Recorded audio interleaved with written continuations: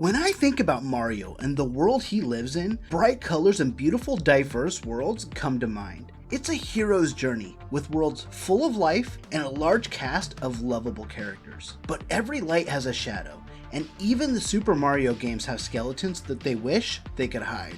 Today, I want to look at 5 dark facts about Mario that you don't know, with the last few being especially messed up.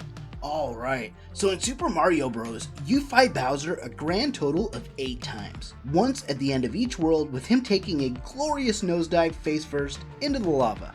But did you know that 7 of them are actually not Bowser at all, but merely fakes? If instead of leaping over him to drop the bridge beneath his feet, you instead blast him with 5 fireballs, you will blow off the poor disguise, revealing the truth below. He is in fact just a minion of Bowser under the effects of dark magic.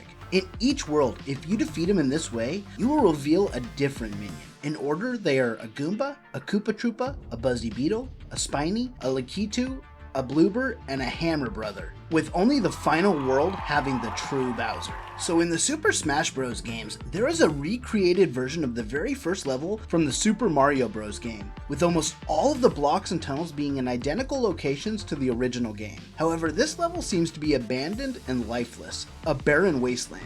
Sakurai, the game's director himself, actually commented on the level, stating that he wanted to create the impression that the Mushroom Kingdom from 1985 had been abandoned and was now just left in ruin, a forgotten relic. Kind of a sad tale for a childhood memory, but it does make a pretty fun Smash Bros. Arena. So apparently, or at least the story goes, that Mario was actually named after an angry real estate developer named Mario Segale. During the time that Donkey Kong was being localized for an American audience, Mario had been in a heated argument with the then president of the company, Minoru Arakawa, about Nintendo paying their back rent. Rent? Because apparently there was a time when Nintendo couldn't afford to pay space rent. Thankfully, Arakawa was eventually able to convince Mario that he would get his money and then decided to name a character, Mario, after the man. Little did he know at the time just how high that character would climb.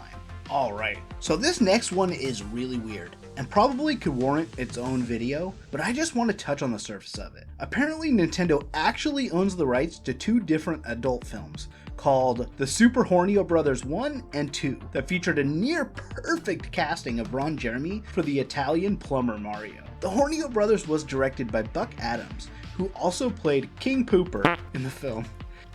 And he would later go on to be a part of so many other parody films, such as The Treasure That Is Beaver and Buttface. However, afraid of what the films might do to their image, Nintendo bought up the rights for the movies and basically smothered them, which for a while worked as they became extremely rare and hard to find, to the point that most people kinda just forgot that they were ever actually a thing. But around a decade later, in the early 2000s, we started to see footage of the lost film popping up here and there. It's too bad. I'm sure they would have been hilarious in like that bad films are good sort of way. So remember when we used to get those nifty little user's manuals with each of our games? Well, there are a few nuggets buried within the user manual for the original Super Mario Bros. Apparently the bricks and blocks throughout the levels are in actuality citizens of the Mushroom Kingdom that have been transformed using black magic in a very similar way to the fake Bowsers. Which means I think that for every level I play, I'm basically somehow committing mass genocide. So wait, where are these mushrooms coming from?